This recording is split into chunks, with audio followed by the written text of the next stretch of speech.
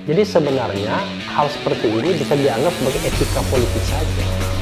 Secara etik barangkali yang meminta Puan Maharani minta maaf kepada masyarakat Sumatera Barat.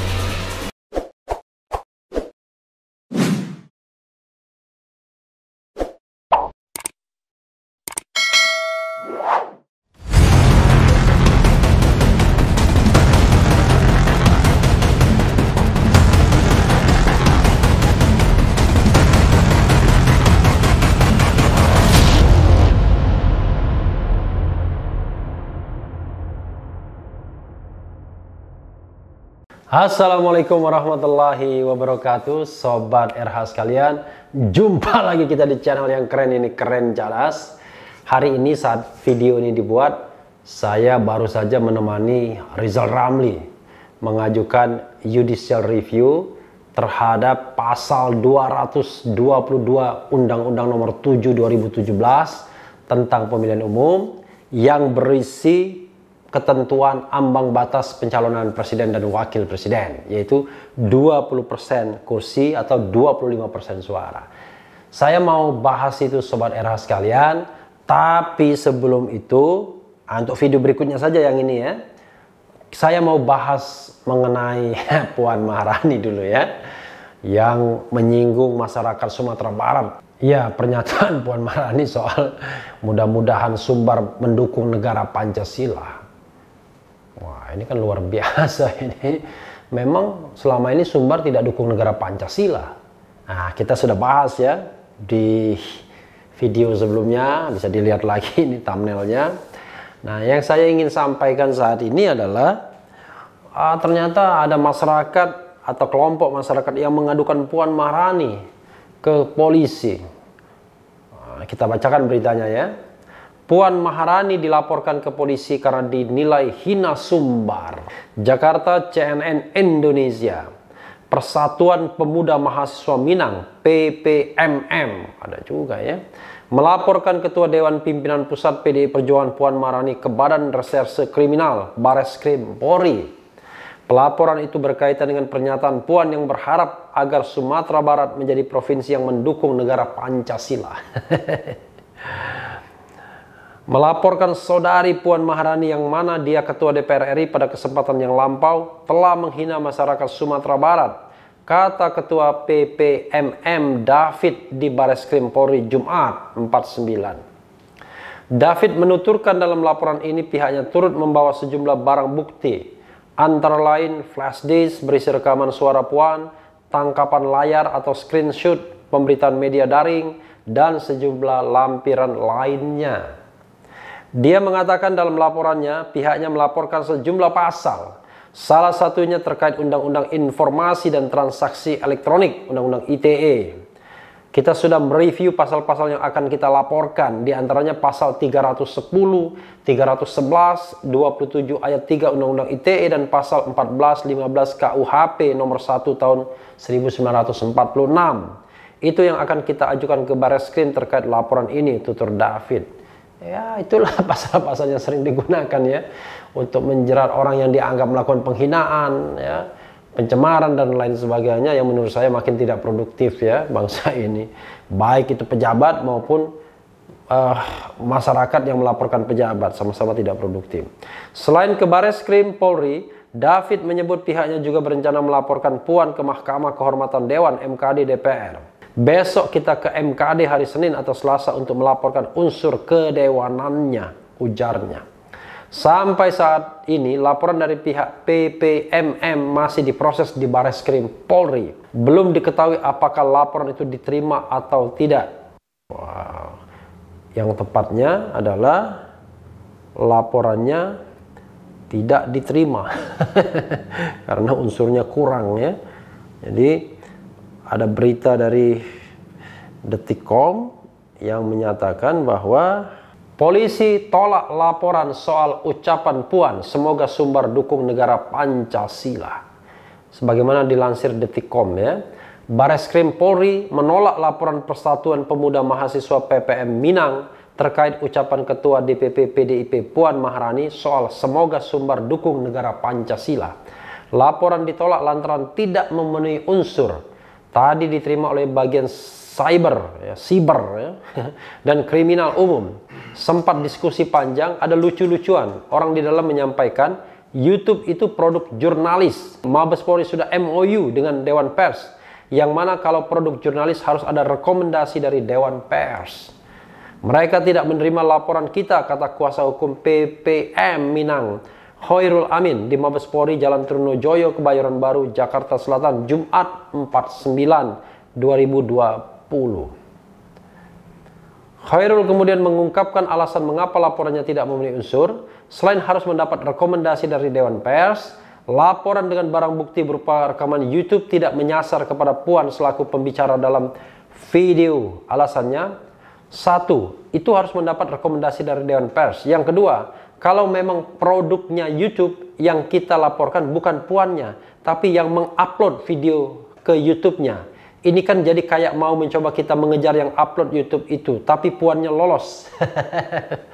Padahal substansi kita bukan itu, ujarnya. Luar biasa ya. Namun Khairul menilai soal siapa yang menggugah video pidato Puan bukan hal yang menjadi masalah.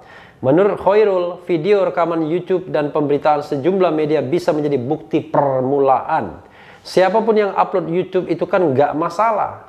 Tinggal bawa bukti permulaan, yang kita bawa portal berita Detik sama Jawa Post. Terus kemudian YouTube sudah kita bawa. Ini mestinya sebagai alat bukti permulaan, sebutnya. Jadi aneh-aneh juga, lama-lama akal-akalan juga ya. Sobat era sekalian, saya pribadi sebenarnya paling males dengan lapor-melapor seperti ini ya. Ini merusak negara demokrasi kita. Apalagi menggunakan pasal 27 ayat 3 Undang-Undang ITE.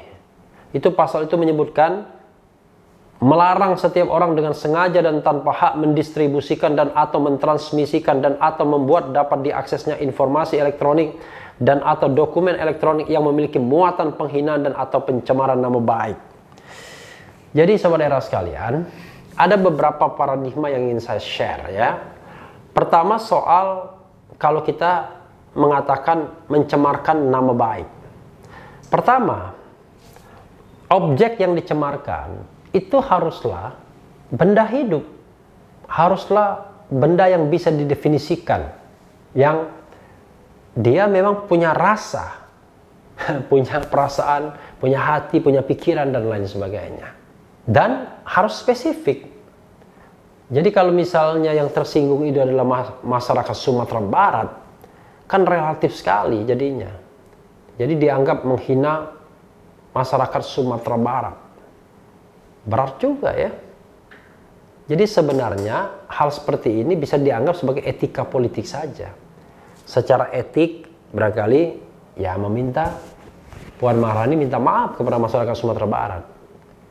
Kalau dia tidak mau minta maaf, ya sudah, berarti itulah kualitas pemimpin kita. Artinya ada kesalahan etikal, sifatnya etis, ya mungkin dia tidak mikir bahwa dampaknya luar biasa, tinggal maaf saja selesai harusnya. Tapi kalau melaporkannya dengan menggunakan pasal penghinaan, menurut saya terlalu berlebihan. Apalagi mengatakan bahwa yang terhina adalah masyarakat Sumatera Barat, tapi yang diwakili oleh beberapa gelintir orang saja. Atau diwakili oleh satu organisasi saja. Agak sukar saya menerima alasan seperti itu. Walaupun saya sendiri tidak setuju dengan ucapan Puan Maharani, tidak mesti apa-apa melalui pendekatan-pendekatan pidana, lapor-melapor, yang menurut saya sangat tidak produktif. Jadi harusnya kita harus bisa mendefinisikan yang betul-betul terhina itu adalah memang orang tertentu, atau kalaupun dia banyak orang harus lebih spesifik. Tidak bisa kita satu provinsi Sumatera Barat. Karena kalau kita bicara Sumatera Barat, itu satu provinsi. Dan satu provinsi itu tidak semuanya orang Minang. Apakah semua Sumatera Barat yang dimaksud Puan Maharani itu sebagai semua orang Minang? Ataukah Sumatera Barat orang yang berdiam di Sumatera Barat? Karena kalau orang Minang kan banyak. Di luar Sumatera Barat juga banyak orang Minang. Jadi dari sisi spesifikasi menurut saya agak bermasalah. Yang kedua sobat era sekalian, saya termasuk orang yang tidak terlalu firm, tidak terlalu merasa suka kalau ada lapor-melapor begini. Karena itu potensial merusak demokrasi kita. Ini kan kebebasan berpendapat. Walaupun kemudian tidak tepat, ya kita anggap ini sebagai pelanggaran etika saja. Suruh Puan minta maaf. Kalau tidak minta maaf, ya itulah kualitas yang bersangkutan. Jadi harus jelas siapa yang dihina itu. Saya juga pernah mempermasalahkan misalnya mengenai eksistensi sebuah lembaga. Presiden misalnya, kemudian kementerian apa, kemudian institusi DPR, institusi DPD, Mahkamah Konstitusi, Mahkamah Agung. Dia adalah sebuah institusi yang tidak memiliki perasaan, pikiran yang bisa membuat mereka tersinggung. Makanya dalam konteks ini, saya juga mempermasalahkan misalnya soal Jering. Bagaimana mungkin Jering dianggap menghina ID atau melakukan pencemaran terhadap ID atau menyebarkan kebencian terhadap ID misalnya. Karena saya tidak melihat ID itu adalah makhluk hidup. Ya ini pendapat, tapi menurut saya kita dalam alam demokratisasi ini, baik pemerintah maupun civil society, jangan mudah reaktif. Ya, kalau soal menghina ya memang kita harus bisa membedakan antara kritik dan penghinaan. Tapi dalam konteks Sumatera Barat, bisa jadi itu kita anggap sebuah kritik yang keras dari Puan Maharani dengan atau dalam perspektif dia. Jadi dia menganggap bahwa Sumatera Barat tidak Pancasilais orangnya. Ya itu kan perspektif dia. Karena itu mendorong mudah-mudahan mendukung negara Pancasila. Itu perspektif dia. Ya kita hormati. Walaupun mungkin pernyataan itu dianggap keliru. Tinggal dibantah. Atau kalau dianggap tadi pelanggaran etika, minta maaf. Tapi kalau memang tidak mau minta maaf, ya sudah. Itulah demokratisasi. Saya dalam kesempatan ini, sobat era sekalian, berapa kali kan menampilkan Refli Harun, orang pecatan yang sakit hati, ya kan? Kemudian Refli Harun, provokator. Refli Harun, apalagi itu, goblok tolol. Bahkan ada yang bilang anjing segala, kacau kan? Tetapi ya itulah resikonya kita berada di ruang publik. Tapi itu untuk public person, ya, public personality, public figure. Tapi kalau ini kan terbalik. Kali ini giliran civil society-nya yang baperan. Harusnya ya tinggal dibantah saja bahwa Anda tidak akurat, omongan Anda out of the date misalnya, dan lain sebagainya dan lain sebagainya. Tapi kalau kemudian sebentar-sebentar dilaporkan, ya susah kita. Dulu pernah ada debat presiden dan wakil presiden. Ada juga yang melaporkan dianggap the incumbent menyampaikan atau melakukan kebohongan publik karena dianggap menyampaikan data yang keliru. Jadi itu lebih aneh lagi. Jadi sobat era sekalian, kalau kita mau produktif berdemokrasi, maka kita harus timbal balik, vice versa. Jadi kalau kita tidak mau dikritik, ya kita jangan mengkritik. Tapi kalau kita mau mengkritik, ya bersedia untuk dikritik. Tapi memang saya berharap untuk pemimpin-pemimpin negara, pejabat-pejabat publik, jangan mudah baperan kalau dikritik. Karena yang namanya pemimpin, yang namanya pejabat dikritik, itu justru keharusan is emas untuk mengingatkan. Karena mereka tadi memegang financial resources, memegang kekuasaan negara, memegang state apparatus. Sehingga kalau mereka tidak dikritik, dikhawatirkan mereka akan abuse of power. Tapi bagaimana kalau menghina? Kadang-kadang antara kritik dan menghina itu beda-beda tipis. Sekarang dikembalikan kepada yang bersangkutan. Kalau yang bersangkutan apa-apa mutung, ya berat. Tapi kalau yang bersangkutan menganggap hinaan dengan itu bercanda. Ya contoh adalah politisi ya, yang hobi sekali ngatain saya ya kan. Nah, kali dia mengatakan bahwa saya dungu misalnya.